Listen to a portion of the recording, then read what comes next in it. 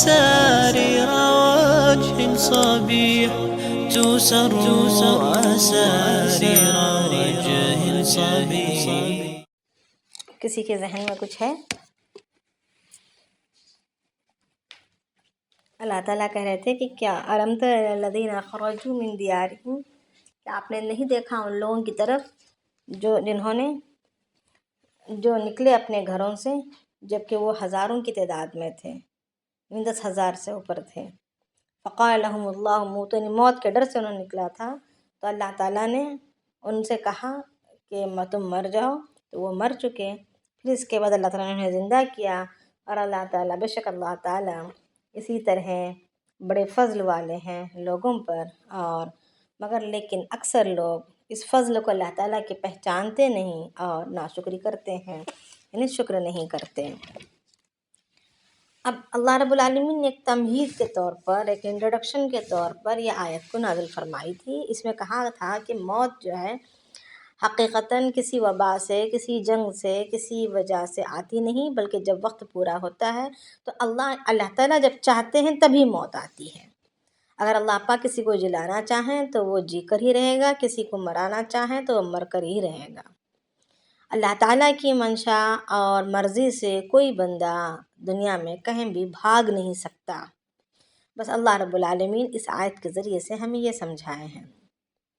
اور آگے اللہ رب العالمین اب جو اصل بات کی طرف آ رہے ہیں، کہہ رہے ہیں وَقَاتِلُوا فِي سَبِيلِ اللَّهِ وَاعْلَمُوا أَنَّ اللَّهَ سَمِيعٌ عَلِيمٌ، کہ تم قتال کرو اللہ کے راستے میں. جہاد کو نہیں بولا جا رہا، جہاد ایک مستقل، جہاد کا لفظ جو ہے عمومیت کو شامل ہوتا ہے. جہاد کہتے ہیں اعلیٰ کلمت اللہ کے لیے کوششیں کرنا. اب ہمارے ذہن ایک بن چکا ہے کہ جہاد کے معنی لڑنا، قتل کرنا، مارنا، مگر اصل میں جہاد کے معنی ہے کوشش کرنا. اب یہ ہماری جو کلاسیں ہم لے رہے ہیں، یہ ہماری جو محنت ہے، یہ بھی ایک قسم کی جہاد ہے کہ ہماری کوشش یہ ہے کہ اللہ کے کلام کو، اللہ کے احکامات کو، اس کلام کی منشا کو ہم سب تک پہنچائیں، امت تک پہنچائیں اور امت کی زندگیوں میں لائیں. یہ ہماری کوشش ہے، تو یہ بھی ایک قسم کا جہاد ہے. یعنی اعلیٰ کلمت اللہ کے لیے، اللہ کے کلمات کو بلند کرنے کے لیے اور دنیا میں پھیلانے کے لیے جو بھی کوشش کی جائے گی اس کو جہاد کہیں گے. اب یہاں پر قتال کی بات ہو رہی ہے کہ اگر اعلیٰ کلمت اللہ کے لیے، یعنی اسلام کی بلندی کے لیے اور اسلام کو فروغ دینے کے لیے اگر کبھی وقت آ جائے یا موقع آ جائے قتال کے کرنے کا، قتال کے کرنے کا، تو انسان کو پیچھے نہیں ہٹنا چاہیے بلکہ اس میں آگے بڑھنا ہے. تو اللہ تعالیٰ فرما رہے ہیں کہ وَقَاتِلُوا، تم قتال کرو فی سبیل اللہ، اللہ کے راستے میں، یعنی اپنی ذات کے لیے نہیں، اپنے دنیاوی فوائد کے لیے نہیں، بلکہ اللہ کے لیے، اللہ کے راستے میں. وَاعْلَمُوا، اور جان لو کہ اللہ تعالیٰ ان اللہ سمیع علیم، سننے والے اور خوب جاننے والے ہیں. یعنی ہماری باتوں کو، ہماری نیتوں کو، ہماری حرکتوں کو، ہر چیز کو اللہ رب العالمین کی پاک ذات ہم سے زیادہ سنتی بھی ہے اور جانتی بھی ہے، دلوں کے اندر کے بھید کو جانتی بھی ہے اور ہمارے ظاہری الفاظ کو بھی سنتی ہے. آگے اللہ رب العالمین فرما رہے ہیں من ذا الذی یقرض اللہ قرضا حسنا، کون ہے جو اللہ کو قرض دے، بہترین قرض، اچھا قرض، ایسا قرض کہ اچھا قرض دے. من ذا الذی یقرض اللہ، کون ہے جو اللہ تعالیٰ کو قرض دے. سوال کر رہے ہیں اللہ پاک، اعلان کر رہے ہیں، آواز لگا رہے ہیں کہ ہے کوئی جو اللہ کو قرض دے، اللہ کو قرض دینے والا کوئی ہے. قرضاً حسنا، یعنی اچھا قرض. فیضاعفہ لہ اضعافا کثیرا، تو اس کے بدل میں، اس قرض کے ادائیگی کے بدلے میں اللہ رب العالمین اس کی دیے ہوئے قرض کی قیمت کو اللہ تعالیٰ بڑھاتے چلے جائیں گے، اس کو دگنا کر دیں گے. اضعافا کثیرا، اور ایسا دگنا کریں گے کہ نہیں بہت زیادہ، یعنی کثیرہ سے مراد بہت زیادہ کی گنتی کوئی نہیں ہے. یعنی اس کو مخلوق گن نہیں سکتی، ہم مخلوق اس کا اندازہ نہیں کر سکتی کہ وہ کتنا ہوگا. حدیث شریف میں آتا ہے کہ ایک نیکی کا بدل اگر کوئی اللہ اخلاص کے ساتھ اللہ کو حاضر و ناظر رکھتے ہوئے صرف و صرف اللہ کے لیے، یعنی دنیا میں اس کے بدلے کے ملنے کی کوئی چاہت نہ ہو، کبھی احسان جتانے کا بالکل مزاج نہ ہو، صرف و صرف اللہ کے لیے، اور اس کا بدل صرف اللہ ہی کی طرف سے ملے گا، اس امید پر اگر کوئی بندہ کسی کے ساتھ نیکی کرتا ہے تو اللہ رب العالمین، ایک حدیث شریف میں آتا ہے کہ 1,00,000 نیکیوں کا ثواب دے گا، پھر ایک روایت میں آتا ہے کہ 2,00,000 نیکیوں کا اس کو ثواب ملے گا۔ اسی طریقے سے احادیث میں مختلف اعمال کی مختلف فضائل اور ثوابات لکھے گئے ہیں، مگر کسی ثواب کی قید نہیں ہے، بلکہ اس کے اخلاص کی بقدر اس میں بڑھوتری ہوتی چلی جائے گی۔ جب اللہ رب العالمین نے آیت نازل فرمائی وہ والی مثل الذین ينفقون اموالهم في سبيل الله كمثل حبة انبتت 7 سنابل، مجھے پوری آیت نہیں آ رہی، تو یعنی خرچ کرنے والوں کی مثال ایسی ہے کہ اللہ تعالیٰ اس کو جو ہے ایسا بدلہ دیں گے کہ جیسے کسی نے ایک بیج بویا ہو اور وہ اس بیج سے وہ بیج بڑا ہو، پودا نکلے اور اس سے 7 بالیں اگیں اور ہر بالی میں 7 دانے موجود ہوں۔ اس طریقے سے اللہ رب العالمین نے یہاں پر حساب بتایا کہ میں نیکی کو اس طرح بڑھاتا ہوں اور اس کا اجر اس طرح دیتا ہوں۔ تو اللہ کے نبی صلی اللہ علیہ وسلم نے اس پر دعا، اللہ کے نبی صلی اللہ علیہ وسلم کو یہ ناکافی ثابت محسوس ہوا، تنگی محسوس ہوئی کہ بس اتنا ہی 7 بالیاں ہوں گی اور اس میں پھر 7 دانے ہوں گے، یعنی اتنا ہی ثواب رہے گا، ایک کا اتنا ہی ثواب ہو رہا ہے۔ تو اللہ کے نبی صلی اللہ علیہ وسلم نے زیادتی کی دعا فرمائی کہ اللہ میری امت کو اور زیادتی عطا فرما۔ تو اللہ رب العالمین نے یہ آیت نازل فرمائی کہ من ذا الذی یقرض اللہ قرضا حسنا، کہ جو کوئی اللہ تعالیٰ کو قرض دے، اچھا قرض دے، اللہ تعالیٰ اس کو بڑھاتے چلے جائیں گے۔ تو اللہ کے نبی صلی اللہ علیہ وسلم نے پھر دعا مانگی کہ اے اللہ نہیں، مجھے میری امت کو اور زیادہ دے۔ تو پھر اللہ رب العالمین نے انما یوفی الصابرون اجرهم بغیر حساب والی آیت نازل فرمائی کہ جو صبر کرتے ہیں، یعنی صبر سے مراد نیکی کرنے کے بعد نہ احسان جتاتے ہوں، نہ دنیا میں جس کے ساتھ ہم نے نیکی کی ہے ان سے بدلے میں کوئی بدلہ چاہتے ہوں، یعنی ہم نے یوں کیا، آج انہوں نے ہمیں کچھ نہیں کیا، ہم نے ان کے لیے کتنا کیا ہے مگر آج دیکھیں وہ ہمیں پلٹ کر دیکھنے کو تیار نہیں، اس امید پر نہیں، اگر آج ہم کریں تو کل ہمارے کام آئیں گے، اس امید پر نہیں، بلکہ صرف اور صرف اللہ کے خزانے پر نگاہ رکھتے ہوئے اور دنیا کی تکالیف پر صبر کرتے ہوئے، اللہ کے احکامات کے پورا کرنے میں جو بھی مشکلات آئیں گی، اللہ کے احکامات کے پورا کرنے میں جو بھی مشکلات آئیں گے اس پر صبر کرتے ہوئے، گناہوں سے بچنے میں جو بھی تکلیفیں ہوں گی اس پر صبر کرتے ہوئے، اللہ تعالیٰ کی جانب سے پائے گئے بلاؤں، تقدیر میں طے کی گئی ہوئی ہم پر کوئی حادثے یا مصیبتیں یا پریشانیاں، اس پر بھی صبر کرتے ہوئے، صبر کے معنی بغیر شکایت کیے اللہ کی مرضی پر راضی رہنا، اور اس موقع پر اس معاملے میں اللہ کا کیا حکم ہے اس کو جاننے کی کوشش کرنا اور اس پر عمل کرنا، اس کو کہتے ہیں صبر۔ واویلا کریں گے، شور کریں، روئیں دھوئیں، اس کا نام صبر نہیں ہے، پھر آخر میں تھک کر چپ ہو جائیں، اس کا نام صبر نہیں ہے۔ صبر یہ کہ دل سے اس پر راضی رہے کہ اللہ تیری مرضی سے ہوا ہے، ہم راضی ہیں، مگر آئندہ کے لیے ہم تجھ سے عافیت چاہتے ہیں، اللہ ہم شکر کرتے ہیں، تیری بے شمار اور نعمتیں ہیں، ایک میں تو نے تیری مرضی سے اس میں کچھ حالات پیدا کر دیے ہیں، یہ بھی تیری مرضی اور تیری منشا ہے، بس ہم مزید آئندہ کے لیے ہم کمزور ہیں، ہم آئندہ کے لیے تجھ سے عافیت مانگتے ہیں۔ تو اس طریقے سے اللہ رب العالمین سے اپنی رضامندی کا اظہار کرتے ہوئے، صبر کرتے ہوئے آئندہ کے لیے عافیت کا مانگنا، یہ اللہ تعالیٰ کو بے انتہا پسند ہے۔ اللہ تعالیٰ عافیت مانگنے والوں سے بہت بے انتہا راضی ہوتے ہیں۔ اللہ تعالیٰ کو پسندیدہ دعا ربنا آتنا فی الدنیا حسنہ وفی الآخرۃ حسنہ، اللہ ہمیں دنیا میں بھی بھلائی دے، آخرت میں بھی بھلائی دے۔ پھر ایک اور دعا اللہم انی اسألک العفو والعافیۃ فی الدین والدنیا والآخرہ، اللہ ہم تجھ سے معافی چاہتے ہیں اور ہم عافیت چاہتے ہیں ہمارے دین میں، ہماری دنیا میں اور ہماری آخرت میں۔ تو اس طریقے سے جب کوئی بندہ صبر کے ساتھ زندگی گزارتا ہے تو اللہ تعالیٰ فرماتے ہیں کہ میں اس کو اس کا اجر بغیر حساب کے دوں گا، یعنی حساب ہی نہیں اس کا کہ کتنا دوں گا، بغیر حساب کے دوں گا۔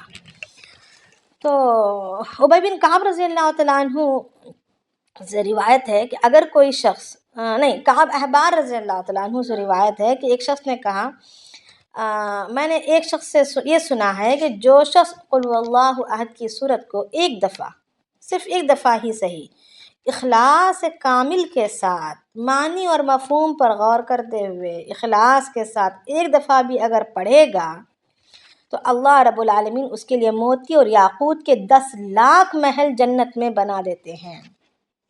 تو وہ پوچھنے والا شخص کہہ رہا ہے کیا میں اس بات کو سچ مان لوں کہ السلام علیکم، کیا چیز والے بولے پڑھنے کے لیے؟ نہیں سنا ہے۔ سورۃ اخلاص، قل هو اللہ احد کی صورت، اگر کوئی شخص اخلاص کے ساتھ اللہ کے کو راضی کرنے کی نیت سے اور معنی اور مفہوم پر غور کرتے ہوئے، یعنی زبان کی نوک سے یوں ہی رٹا جا رہا ہے نہیں، بلکہ معنی اور مفہوم پر غور کرتے ہوئے اخلاص کے ساتھ اگر کوئی بندہ سورہ اخلاص کو، یعنی سورہ قل هو اللہ احد کی صورت کو ایک دفعہ پڑھتا ہے تو اس کے بدل میں اللہ رب العالمین موتی اور یاقوت کے 10 لاکھ محل جنت میں بناتے ہیں۔ تو کعب احبار رضی اللہ تعالیٰ عنہ سے ایک شخص نے پوچھا کہ میں نے ایسا سنا ہے، کیا یہ بات سچ ہے؟ اتنا زیادہ ثواب ایک سورت کے، ایک چھوٹی سی سورت کے پڑھنے پر، تو کیا میں اس کو سچ مان لوں؟ تو اس پر کعب احبار رضی اللہ تعالیٰ عنہ نے فرمایا اس میں تعجب کی کون سی بات ہے، بلکہ 20 لاکھ اور بھی اور 30 لاکھ اور بھی، اسی طریقے سے ان گنت اللہ پاک دینے کا وعدہ فرماتے ہیں۔ پھر اس کے بعد اللہ رب العالمین نے انہوں نے کعب احبار رضی اللہ تعالیٰ عنہ نے یہ اضعافاً کثیرہ والی آیت تلاوت کی، یعنی اللہ رب العالمین کے خزانوں میں کوئی کمی نہیں ہے، وہ اخلاص کے بقدر بندے کی زندگی میں جو تقوی ہے اس کے بقدر اس کے اعمال کا وزن بڑھ جاتا ہے، تو اس کے اعمال کا وزن جتنا زیادہ بھاری ہوگا اتنا ہی ثواب کا کی مقدار بھی بڑھ جائے گی۔ تو ہماری زندگی میں گناہ جتنے کم ہوں گے، نیکیاں زیادہ ہونا کمال کی بات نہیں ہے، نیکیوں کا زیادہ ہونا کمال کی بات نہیں ہے، گناہوں کا کم سے کم ہونا یہ کمال کی بات ہے کہ بندہ اگر کوئی اپنے زندگی سے سارے گناہ چھوڑ دے، کوئی گناہ اپنی زندگی میں باقی نہ رکھے، تو پھر وہ ولی ہو جائے گا، ولی بن جائے گا۔ زیادہ لمبی لمبی نمازیں پڑھنا، کثرت سے اپنی زبان کو ذکر میں لگائے رکھنا، موٹا کپڑا پہن لینا، خالی پیٹ بھوکے سے سخت دھوپ میں روزوں پر روزے رکھنا، اس سے ولی نہیں بنتا انسان، اس سے ولی نہیں بنے گا۔ ولی بنے گا سارے گناہوں کو چھوڑنے سے۔ یہ سب کرتے ہوئے اگر اس نے غیبت کرتا ہو، یا یہ سارے اعمال نیکیاں کرتے ہوئے اگر اس نے کسی کا دل دکھاتا ہو یا کسی کے بارے میں کینہ رکھتا ہو، تو پھر یہ سارے اعمال بے فائدہ ہیں، الٹا اس کے لیے وبال جان ہے، نہ وہ دنیا میں سکھی زندگی گزار رہا ہے، نہ ہی آخرت میں وہ کچھ پا رہا ہے۔ تو اصل کمال تو گناہوں کا چھوڑ دینا ہے، نیکی پھر اس کے بعد اگر نیکی کرے گا تو اللہ رب العالمین اس کے اخلاص کے بقدر، اس کی زندگی کی نورانیت کے بقدر، اس کی زندگی میں جو تقویٰ ہے، جو ڈر کر اپنی زندگی کو گناہوں سے بچا کر چل رہا ہے، اس کے بقدر اللہ رب العالمین اس کے اجر کو بڑھاتے چلے جائیں گے، بڑھاتے چلے جائیں گے۔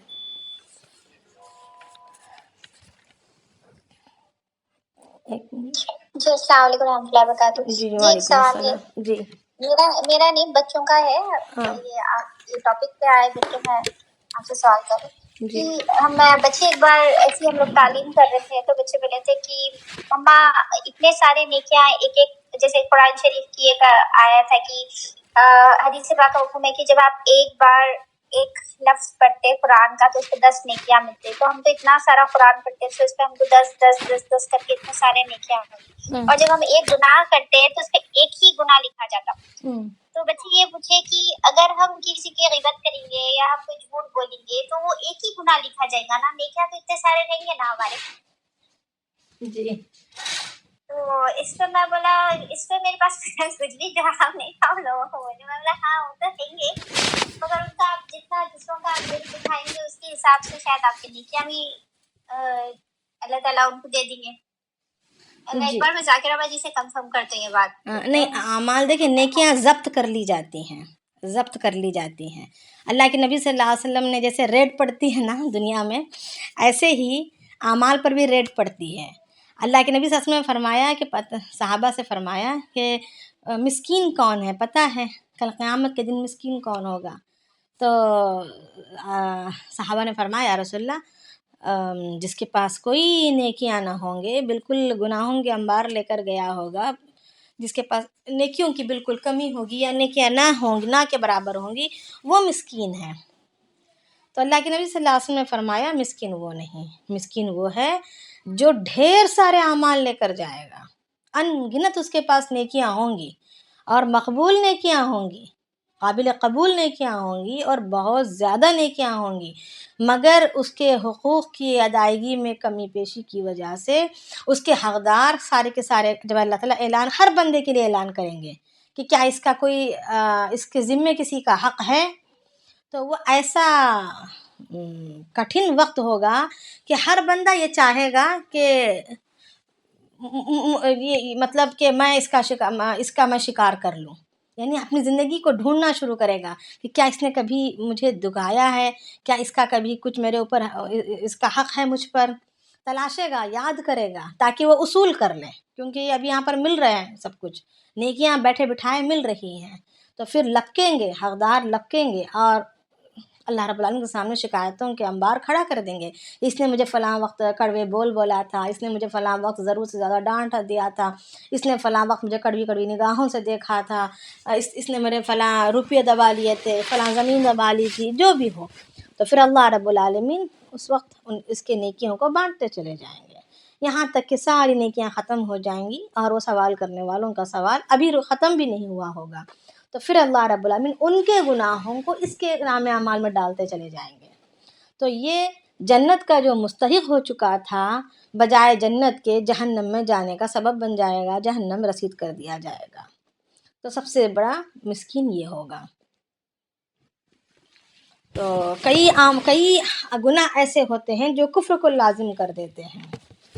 हम गुनाह को मामूली नहीं समझ सकते, छोटे सा छोटा गुनाह भी अल्लाह रब्बुल आलमीन के नज़दीक बाज़ दफ़ा ईमान को ख़त्म कर देता है, ईमान सल्ब कर लिया जाता है।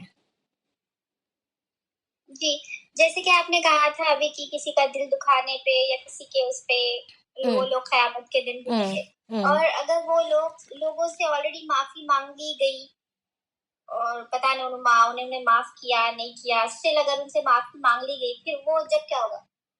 अगर दुनिया ही में माफ़ी मांग ली गई है, मामला ठीक कर लिए हैं दिल से और उन्होंने भी माफ़ कर चुके हैं, तो फिर वो लोग कल क़यामत में सवाल के लिए नहीं खड़े होंगे। नहीं, उन्होंने माफ़ नहीं किया मगर सामने वाले को जो है सो बहुत ज़्यादा हाँ, तो इसीलिए माफ़ी मांगने में भी ऐसा तर्ज इख्तियार किया जाए, ऐसा सलूक किया जाए, ऐसे उसके साथ इस तरीक़े का सलूक किया जाए कि वो माफ़ करने पर दिल से मजबूर हो जाए। ऐसी ज़बान से माफ़ कर दो नहीं, बल्कि हमें अपना रवैया बदलना पड़ेगा, अपनी ज़िंदगी को ठीक करना पड़ेगा, उनके साथ सिला रहमी करनी पड़ेगी, ताकि वो अभी फिर भी अगर वो माफ़ ना करते हों अपनी सरकशी की वजह से, तो फिर ये अल्लाह रब्बुल आलमीन के हवाले है कि इस पर फिर हमारा कोई कसूर नहीं। हमने जैसे शरीयत का जैसे हुक्म है इस तरीक़े से अगर हमने सलूक किया, फिर भी अगर उन लोगों ने अपनी ज़िद और अपनी सरकशी और अपनी फितरत की वजह से अगर नहीं माफ़ किया, तो वो उनका और अल्लाह ताला का मामला है।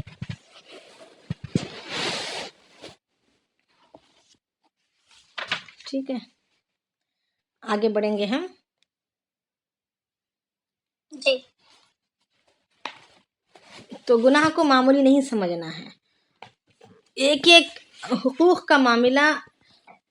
नेकी करना आसान है, मगर नेकी में इखलास, और वो नेकी कभी उसी वक्त कबूल होगी जबकि वो खालिस अल्लाह की रज़ा के लिए हो।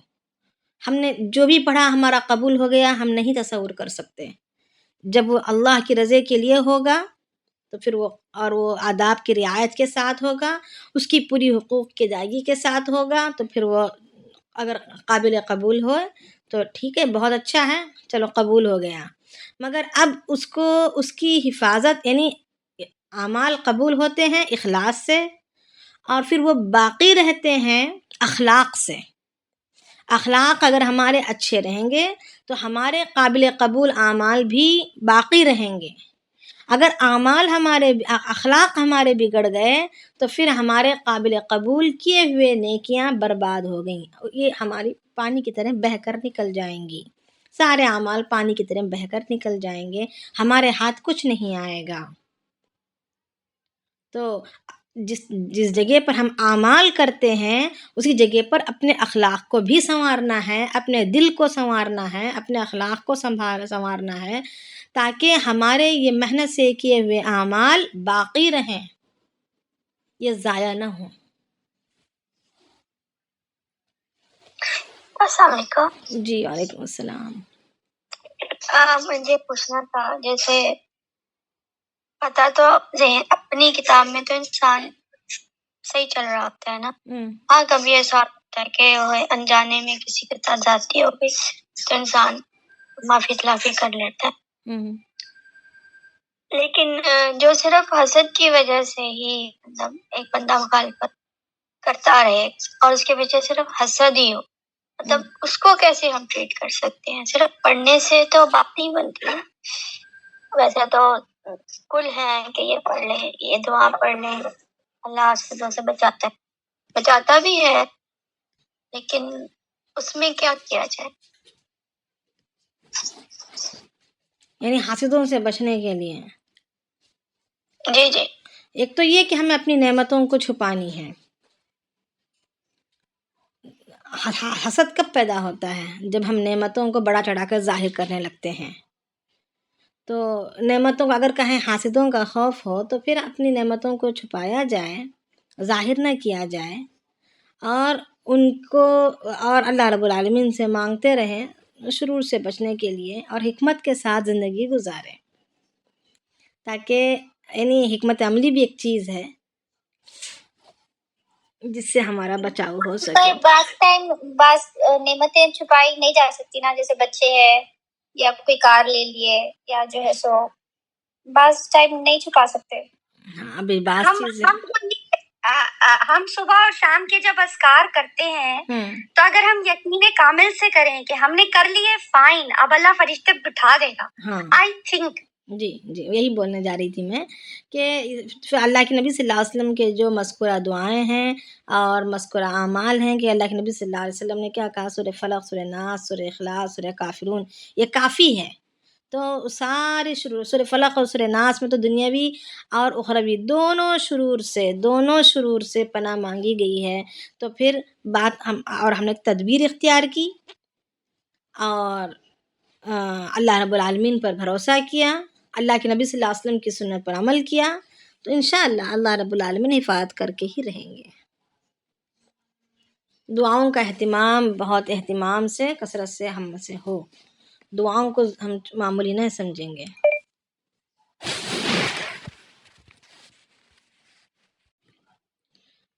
جی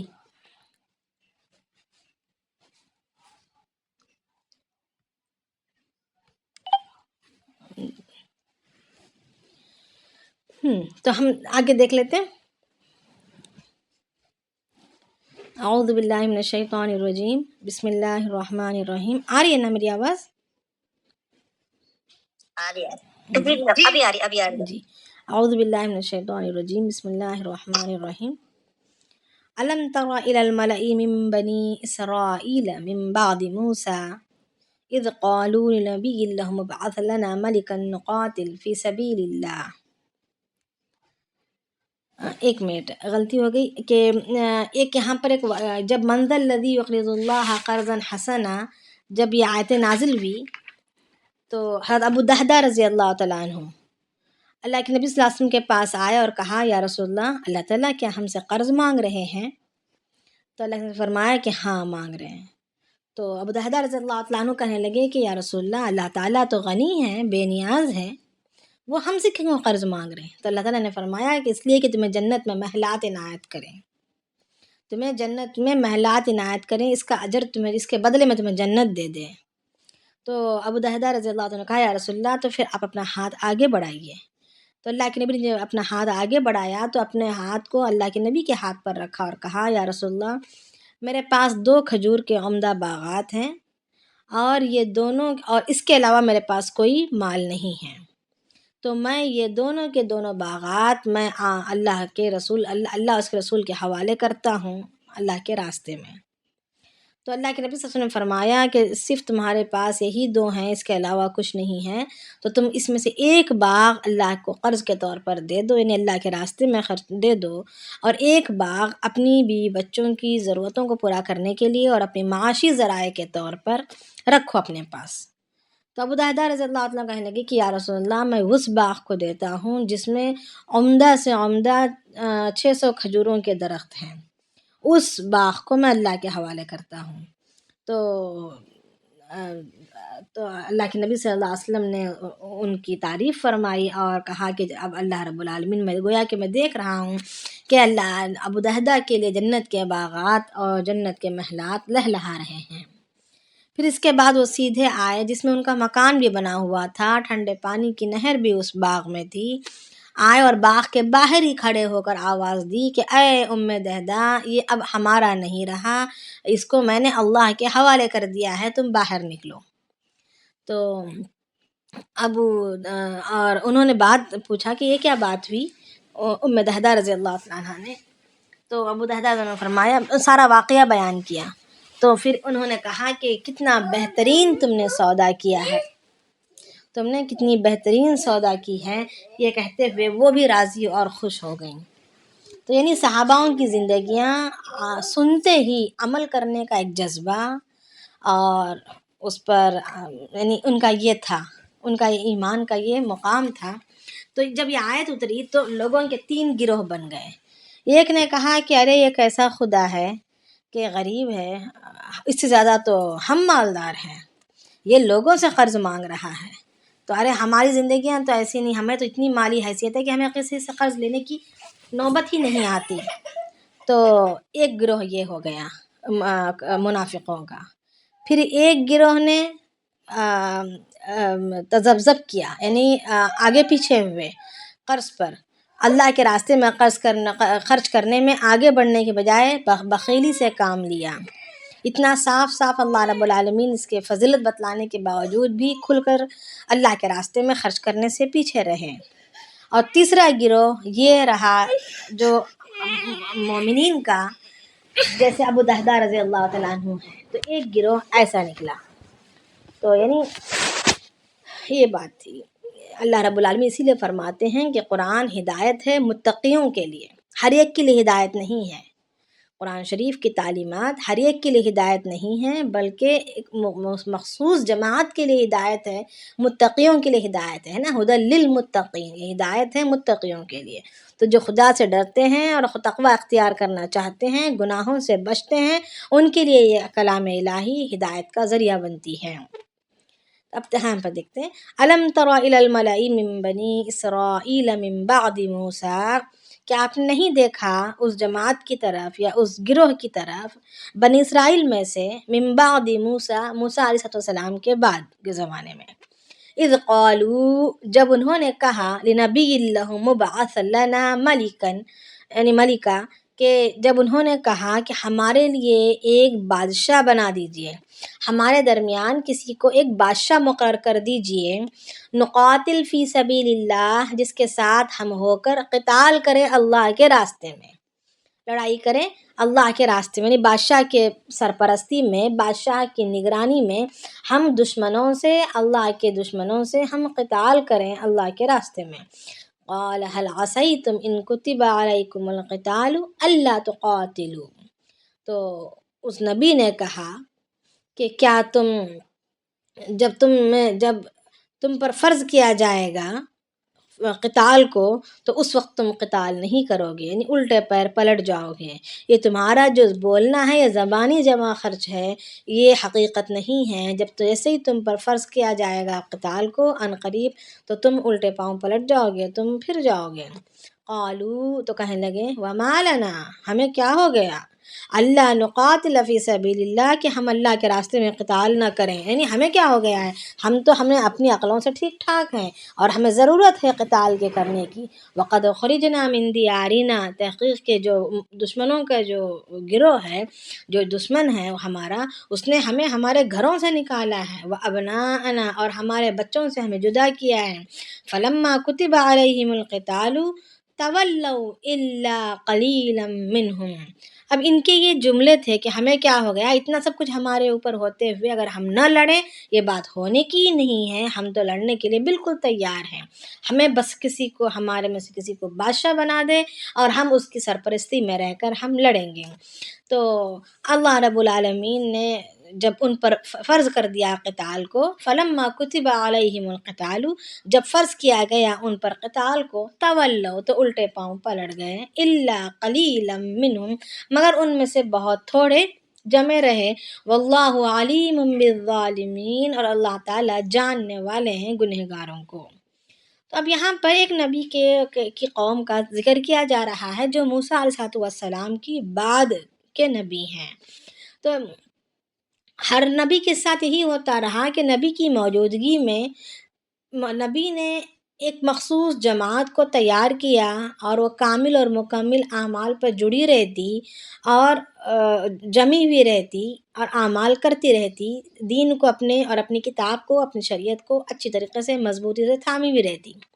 پھر جیسے ہی نبی دنیا سے چلے جاتے اور دھیرے دھیرے زمانے کو بعد ہوتا چلا جاتا، یعنی دوری ہوتی چلی جاتی، تو نفس و شیطان کے دھوکے سے ان میں کمزوریاں آنا شروع ہو جاتی۔ جب کمزوریاں آنا شروع ہو جاتی تو پھر اس جماعت کے ساتھ جو برکتیں رہتی، جو اللہ تعالیٰ کی جو مددیں رہتی، وہ بھی دھیرے دھیرے کم ہونا شروع ہو جاتی۔ اسی طریقے سے ہوتا رہتا۔ پھر جب ان کے اندر جب سرکشی جب زیادہ ہو جاتی، بہت انتہا کو پہنچ جاتی، یہ لوگ بالکل ہی دین سے دور ہو جاتے، تو پھر اللہ رب العالمین کسی اور نبی کو دنیا میں مبعوث فرماتا، اور وہ نبی پھر دوبارہ ان لوگوں کی، ان انسانوں کی ہدایت پر محنت کرتے اور ان کو راہ راست پر لے آتے، ان پر محنت کی جاتی اور ان کو راہ راست پر لایا جاتا۔ اسی طریقے سے موسیٰ علیہ السلام کے زمانے کو جیسے جیسے بعد ہوتا چلا گیا تو پھر سرکشی بڑھتی چلی گئی، سرکشی یہاں تک بڑھی کہ ان سے مددیں ہٹنا شروع ہو گئیں، ان سے مددیں ہٹنے لگی۔ جب اللہ تعالیٰ کا یہ شروع زمانے سے، شروع دنیا سے اللہ تعالیٰ کا یہ ضابطہ ہے، یہ قانون ہے کہ جب اللہ کی مانی جاتی ہے تو اللہ تعالیٰ ان کی پوری مدد فرماتا ہے، نصرتیں بھی کرتا ہے، نصرت بھی کرتا ہے، مدد کے صرف مدد نہیں بلکہ نصرت کرتا ہے، اور ان کے دشمن پر ان کو غالب کرتا ہے، دشمن کو ان کے ہاتھوں خاتمہ کروا دیتا ہے۔ یہ اللہ تعالیٰ کا اصول ہے۔ مگر جب وہی قوم میں جب اعمال کی خرابی آنا شروع ہو جاتی ہے، اعمال میں بگاڑ آنا شروع ہو جاتا ہے، دنیا ان کے اندر بسنا شروع ہو جاتی ہے، اخلاق بگڑتے ہیں، دین بگڑتا ہے، ان کی انسانی تہذیب بگڑ جاتی ہے، تو پھر اللہ رب العالمین کسی اور دشمن کو ان کے اوپر مسلط کر دیتا ہے، پھر وہ ان کے گھروں کو اجاڑ دیتا ہے، ان کی اولادوں کو تباہ و برباد کر دیتا ہے، ان کی اولادوں کو قیدی بنا لیتا ہے، ان کی عورتوں کے ساتھ ذلت کا معاملہ کرتا ہے، ساری چیزیں ہونا شروع ہو جاتی ہیں۔ یہ شروع دنیا سے یہی اصول اور یہی ضابطہ چلتا ہوا آ رہا ہے۔ تو اسی طریقے سے حضرت موسیٰ علیہ السلام کے پاس کے بعد بھی ایسے ہی ہونے لگا۔ جب ایسے ہی ہونے لگا تو پھر جو ہے جو کچھ گنتی کے نیک خصلت لوگ تھے وہ دعائیں کرنے لگے کہ اللہ ہمیں ایک نبی دے۔ تو اب جو ہے دشمن ان پر ایسے غالب آ گیا، جالوت نام کا ایک ظالم بادشاہ ان پر ایسے مسلط ہوا، ان بنی اسرائیلیوں پر، کہ ان کی بستیاں اجاڑ دی اور ان پر غالب آ کر ان سے تابوت بھی چھین لیا۔ ताबूत एक संदूक था जिसमें सारे नबियों के तबरुकात मौजूद थे, जैसे मूसा अलैहिस्सलाम का चोगा था और उनकी लाठी थी, इसी तरीके से दूसरे दीगर अम्बिया अलैहिस्सलाम की जितने भी निशानियाँ थी, छोड़ी हुई निशानियाँ थी, वो सारा उस ताबूत में था। और वो ताबूत यानी वो संदूक जो है बड़ी बरकत का और फ़तेह का सबब रहा करता था। जब भी इनकी दुश्मनों के साथ, बनी इसराइलियों की जब भी दुश्मनों के साथ लड़ाई होती तो ये उस ताबूत को आगे रखते और अल्लाह रब्बुल आलमीन से उसका वसीला देकर फ़तेह की दुआएं मांगते, तो अल्लाह रब्बुल आलमीन इनको फ़तेह देता। मगर अब अल्लाह ताला का कायदा है कि जब दीन में बिगाड़ आ जाता है तो अल्लाह रब्बुल आलमीन वही की बरक़ात को छीन लेते हैं। अब ये यही उसूल हमारे साथ भी है कि अल्लाह ताला क्या फरमाते हैं कि अम्र बिल मारूफ हदीस कुदसी है, हदीस कुदसी है। हदीस कुदसी किसको कहते हैं? एक हदीस रसूल होता है, एक हदीस कुदसी होता है। हदीस कुदसी उसको कहते हैं जिसको अल्लाह रब्बुल आलमीन ने ख़ुद जिब्रील इस्लाम के ज़रिए से बयान किया हो। एक है कलामुल्लाह जिसकी हम तिलावत करते हैं, अल्लाह ताला का कलाम है, और एक है अल्लाह ताला की हदीस, जिसको हदीस कुदसी कहा जाता है, और एक है हदीस रसूल जो अल्लाह के नबी सल्लल्लाहु अलैहि वसल्लम की ज़बान मुबारक से निकले हुए या उनसे किए गए हुए आमाल को जिसमें दर्ज किया गया हो। तो अब हदीस कुदसी में ये है कि अल्लाह ताला फरमाते हैं कि जब अम्र बिल मारूफ और नही अनिल मुनकर में कमी हो जाती है या नही अनिल मुनकर को छोड़ दिया जाता है, अम्र बिल मारूफ और नही अनिल मुनकर को जब बंदा छोड़ देता है तो हम वही की बरक़ात को से महरूम कर देते हैं। हमारे लिए कह रहे हैं, अल्लाह के नबी सल्लल्लाहु अलैहि वसल्लम पर यह हदीस उतारी गई। जिब्रील इस्लाम ने आकर अल्लाह के नबी को सुनाया कि कह दो अपनी उम्मत को कि अम्र बिल मारूफ और नही अनिल मुनकर यानी बुराई की से रोकना और भलाई की दावत देना। हमारे इर्द गिर्द जितने भी हमारे समझ में आ रहे हैं, जितने भी नज़र में आ रहे हैं, चाहे वो रिश्तेदार हों या गैर रिश्तेदार हों या पहचान वाले हों या नए पहचान वाले हों या अपनी सगी औलादें हों, अपने जो भी हैं हमारे इर्द गिर्द के लोग, हमारी पहुँच कहाँ जहाँ तक भी हो, अगर इनमें अम्र बिल मारूफ यानी भलाई की उन्हें दावत देना और बुराई से रोकना, गुनाहों से रोकना, अगर ये काम नहीं होगा तो अल्लाह रब्बुल आलमीन फरमा रहे हैं कि वही की बरक़ात से महरूम कर दिया जाएगा। अब वही की बरक़ात क्या है? यानी अब जैसे अभी हमने सुना कि सूरह इखलास के पढ़ने से इतनी इतनी नेकियां मिलेंगी, हमने सुना है, हम जानते हैं, हमने पढ़ा है कि सूरह फलक और सूरह नास से हर आफात से, हर बलाओं से हमारी हिफाजत होगी। सूरह यासीन के पढ़ने से दिन भर के कामों में मदद मिलेगी, बरकतें होंगी। यानी जो भी हमें मिला है, चीज़ें हमें अल्लाह के नबी सल्लल्लाहु अलैहि वसल्लम की जानिब से हमें पहुँची हैं, कलाम इलाही के ज़रिए से हासिल की जाने वाली हमारी मददें और हमारे उसके फ़वाइद, इससे महरूम कर दिया जाएगा, इससे महरूम कर दिए जाएंगे, इसका कोई फ़ायदा नहीं होगा। हमारा पढ़ना बस यूं ही जमा खर्च हो जाएगा, कोई इसका हमें असर नहीं मिलेगा। तो इसी तरीक़े से तालूत ये बनी इसराइल की इस कौम के साथ भी यही हुआ कि तालूत होते हुए भी उसकी ज़रिए से इनकी मदद होना बंद हो गई, उसकी तालूत के ज़रिए से दुआएं कबूल होना ख़त्म हो गया और इनको जो ग़लबा हासिल होना था वो ग़लबा भी हासिल होना ख़त्म हो गया। जालूत ने इन पर हमला किया और जालूत के हाथों ये लोग मारे गए, ऐसे मारे गए कि जिनकी नस्ल से नबी चलते हुए आ रहे थे, बनी इसराइल के जितने भी नबी जो पैदा हो रहे थे जिनकी नस्ल से, उसके सारे मर्द मर गए, उस कौम के कबीले के सारे मर्द ही ख़त्म हो गए। अब एक औरत, अब पूरे कौम में, पूरे ख़ानदान में उस नबियों के जिस नस्ल से नबी पैदा होते थे, उस नबी के ख़ानदान में सिवाय एक हामिला औरत के सारे मर्द ख़त्म हो गए। अब सिर्फ औरतें बची हैं, कोई लड़का नहीं बाकी रहा कि उम्मीद की जाए कि ये जो है इसी नस्ल का है, अब ये कल को नबी बनेगा, हमारे लिए कोई आसमान से कोई मदद उतरेगी, इसकी तवक्को के लिए कोई नहीं था। बस एक औरत हामिला थी। अब सारों की निगाह उस औरत पर रही कि अल्लाह करे कि इसको बेटा हो, ताकि ये एक ही है हामिला औरत, अब अल्लाह करे ये बेटा हो और वो हमारा नबी बन जाए। तो इस उम्मीद और इस तवक्को से जुड़े हुए अल्लाह से मांगते रहे, क्योंकि जालूत ने जब हमला किया और इनके बस्तियों को उजाड़ा, इनके घरों को उजाड़ा اور ان کے اولادوں کو قیدی بنا لیا اور ان کو شہر سے نکال دیا، تو ان کا جو تابوت تھا وہ بھی لے گیا، تابوت بھی لے گیا۔ اب تابوت بھی نہیں کہ ایک امید کی جا سکے کہ اس کے وسیلے سے ہماری دعائیں قبول ہوں۔ تو اب اس عورت کی بھی خواہش تھی کہ اللہ کرے کہ میرے پیٹ میں جو بچہ ہے وہ لڑکا ہی ہو اور وہ کل کے دن نبی بنے۔ تو اللہ رب العالمین نے اس عورت کی جو کی ولادت ہوئی تو وہ لڑکا ہی نکلا، اور جب نبوت کی عمر کو پہنچا، یعنی 40 سال کی عمر کو پہنچا، تو اللہ رب العالمین نے ان کو نبی بنایا اور ان کا نام شمویل رکھا گیا۔ شمویل کے معنی ہیں دعا کی قبولیت، دعا قبول ہو گئی، یعنی یہی جملے کو انہوں نے، یہی لفظ کو انہوں نے نام کے طور پر رکھ لیا۔ اب شمویل علیہ السلام نبی بن کر کھڑے ہوئے۔ جب نبی بن کر کھڑے ہوئے تو اب یہ قوم نے ان سے سفارش کی کہ ہمارے لیے کوئی ایک بادشاہ تجویز کرو، تاکہ جس بادشاہ کی ماتحت میں ہم رہ کر ہم اس جالوت کا مقابلہ کریں اور جالوت سے لڑیں۔ تو شمویل علیہ السلام نے جیسے ہی ان کی یہ فریاد سنی تو فوراً کہہ گئے کہ جب اللہ تعالیٰ نے بادشاہ مقرر کریں گے اور تمہیں جنگ کا حکم دیا جائے گا تو تم الٹے پاؤں پلٹنے والے ہو، تم لڑنے کے نہیں ہیں۔ تو کہنے لگے کہ ہمیں کیا ہو گیا ہے، ہم نے اتنا سارا کچھ صبر برداشت کیا ہے، اتنا کچھ سہا ہے، ہمیں گھروں سے نکال دیا گیا، ہمارے بچوں کو قیدی بنا لیا گیا، ہمیں ہمارے شہروں کو اجاڑ دیا گیا، تو ہم کیوں نہیں لڑیں گے؟ ہم ضرور لڑیں گے، ہمارے لیے بس تم ایک بادشاہ تجویز کرو۔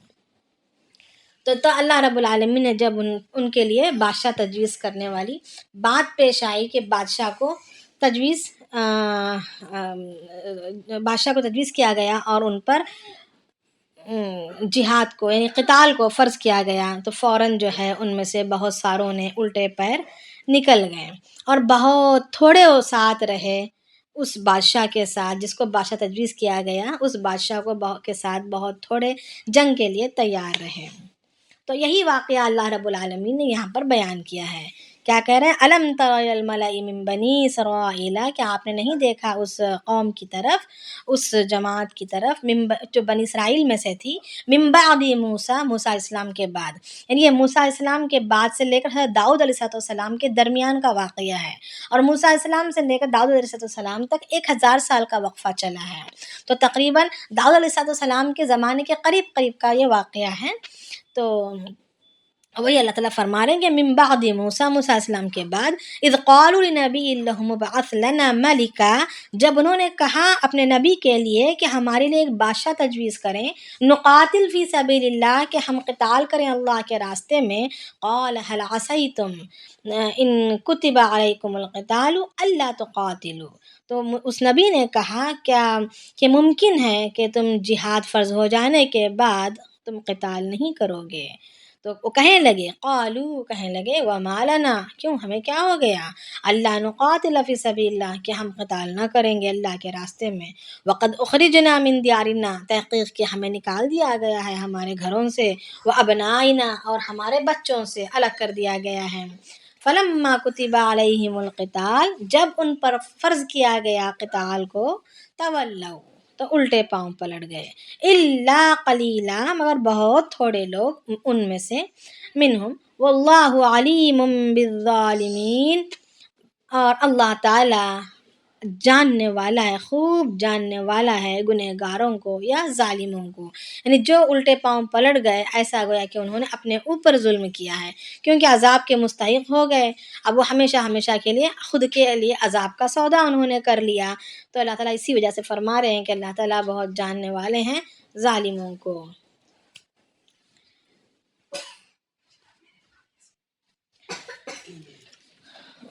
تو آگے دیکھتے ہیں، بسم اللہ الرحمن الرحیم، وقال لهم نبیہم ان اللہ قد بعث لکم طالوت ملکا، اب ان کے لیے نبی نے کہا کہ ان اللہ، بے شک اللہ تعالیٰ نے مبعوث کیا ہے تم پر طالوت ملکا، طالوت کو بادشاہ بنایا ہے اللہ نے تمہارے لیے، طالوت کو تجویز کیا ہے بادشاہ کے طور پر تمہارے لیے۔ قالوا، تو کہنے لگے، ان یکون لہ الملک علینا ونحن احق بالملک منہ ولم یؤت سعۃ من المال، کہنے لگے کہ یہ کیسے ہو سکتا ہے کہ اس کو بادشاہ بنا دیا جائے ہم پر. یہ بات کیسے ہو سکتی ہے کہ اس بندے کو بادشاہ بنا دیا جائے ہم پر؟ وَنَحْنُ أَحَقُّ بِالْمُلْكِ، اور ہم زیادہ حقدار ہیں بادشاہ بننے کے اس سے. یعنی اس لیے کہ طالوت جو ہے شاہی خاندان سے نہیں تھے. شاہی خاندان یہودا کا خاندان تھا، یہ شاہی خاندان میں سے نہیں تھے. یہ ایک لشکری تھے، یعنی ایک فوجی تھے، مگر اللہ رب العالمین ان کے اندر علم بہت زیادہ تھا، تقوی پرہیزگاری تھی، اور جسامت یعنی جسم میں بھی بھاری بھرکم تھے، اور علم بہت زیادہ تھا. انہیں جنگ کے لڑنے کی سارے حربے معلوم تھے، زبردست جنگجو تھے، اور حسین اور خوبصورت بھی تھے. یعنی یہ ساری چیزیں تھیں جو ایک بادشاہ بننے کے قابل ہوں، بادشاہ بننے کی لیاقت رکھتے ہوں. یعنی بادشاہ کا بننا مسلمان ایک انسانوں کی، ایک قوم کی، ایک ہے تو انسانوں کا ایک بڑا بن کر بیٹھنا، حاکم بن کر اسی کو لائق ہے، وہی حقدار ہے جو اس کی صفات رکھتا ہو، دشمنوں کے چال کو سمجھنے کی صفات رکھتا ہو، دشمنوں کی چال کو الٹانے کی صلاحیت رکھتا ہو، اور اسی طریقے سے حکمت کے ساتھ اور منصوبوں کے ساتھ حکومت کو چلانے کی صلاحیت رکھتا ہو. یعنی یہ خاندان یا نسب کے ذریعے سے چلنے والی چیزیں نہیں ہیں، یہ بادشاہت علم اور ہنر کے ذریعے سے چلنے والی چیزیں ہیں. تو اہل وہی ہے بادشاہ بننے کا جس کے پاس علم ہو، جس کے پاس فراست ہو، جس کے پاس فہم ہو، عقل ہو، حکمت ہو، دانائی ہو. تو اب یہ ساری باتیں طالوت میں موجود تھیں. وہ ایک لشکری تھے، غریب تھے، اور بقیہ وقتوں میں وہ دباغت کا کام کرنے والے تھے. دباغ تھے یعنی چمڑے کو کی دباغت کرنا، یعنی چمڑے کو کے بال نکال کر اس کو جوتا کپڑا وغیرہ بنانے کے لائق بنانا، اس کو کہتے ہیں دباغت. یعنی اس کو چمڑے کو تیار کرنا استعمال کے قابل بنانے کے لیے. تو وہ کام کرنے والے تھے، غریب تھے، پیسے نہیں تھے ان کے پاس. تو وہی کہہ رہے ہیں، یہ قوم وہی کہنے لگی کہ یہ ہم پر بادشاہ کیسے ہوگا جبکہ ہم زیادہ حقدار ہیں بادشاہ بننے کے. وَلَمْ يُؤْتَ سَعَةً مِّنَ الْمَالِ، اور اس کے پاس مال بھی نہیں ہے، غریب بیچارہ ہے. قَالَ إِنَّ اللَّهَ اصْطَفَاهُ عَلَيْكُمْ وَزَادَهُ بَسْطَةً فِي الْعِلْمِ وَالْجِسْمِ. تو نبی کہنے لگے کہ بے شک اللہ تعالیٰ نے ان کو چنا ہے تم پر بادشاہ بننے کے لیے، اور اللہ تعالیٰ نے ان کو علم اور جسامت دونوں دیا ہے جو بادشاہ بننے کے لیے ضروری ہیں، علم کا ہونا اور جسامت کا ہونا. واللہ یؤتی ملکہ، اور اللہ تعالیٰ جس کسی کو چاہتے ہیں بادشاہت عنایت کرتے ہیں، من یشاء یعنی جس کسی کو چاہتے ہیں. واللہ واسع علیم، اور اللہ تعالیٰ وسیع علم رکھنے والے ہیں. ہمارا علم محدود ہے، ہم بظاہر سامنے کی چیزوں کو دیکھ کر ہم جاننے والے ہیں، مگر اللہ تعالیٰ کا علم وسیع ہے، وہ وسعت والے اور جاننے والے ہیں. تو یہ جواب ان کو دیا گیا. انشاءاللہ ہم بقیہ کل کر لیں گے. ہمارا وقت کافی ہو چکا ہے اور میرے پاس بھی تھوڑا وقت کی تنگی ہے. چلیں، سبحان اللہ بحمدہ، سبحانک اللہم وبحمدک، نشہد ان لا الہ الا انت، نستغفرک ونتوب الیک. سبحان ربک رب العزت عما یصفون، وسلام علی المرسلین، والحمد للہ رب العالمین.